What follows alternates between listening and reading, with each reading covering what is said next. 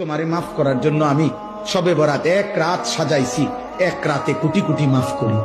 তোমারে মাফ করার জন্য আমি সবে কদর এক রাতে আমি আল্লাহ তাআলা হাজার মাসের রাত্রির চাইতে বেশি মাফ করে থাকি।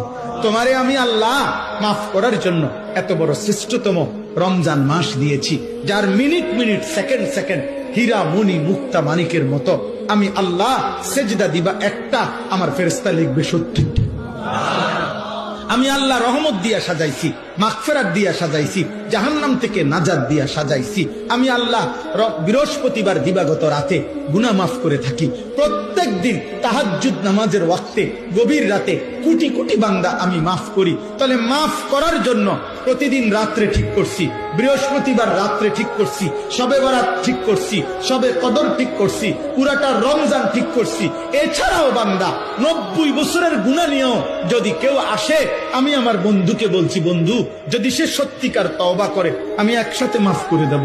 আসমান পরিমাণ গুনাহ নিয়ে আসলে মাফ করে দেব, পাহাড় পরিমাণ গুনাহ নিয়ে আসলে মাফ করে দেব, জমিনের বালুকণা পরিমাণ গুনাহ নিয়ে আসলে আমি মাফ করে দেব। তুমি এরপরে বলো, বান্দা আমি যদি তোমাকে জান্নাত দিতে চাইছি বলে কতভাবে আয়োজন করলাম, আমি আর কি বললে, আর কত সুযোগ দিলে তুমি জাহান্নাম থেকে মুক্তি পাইবা।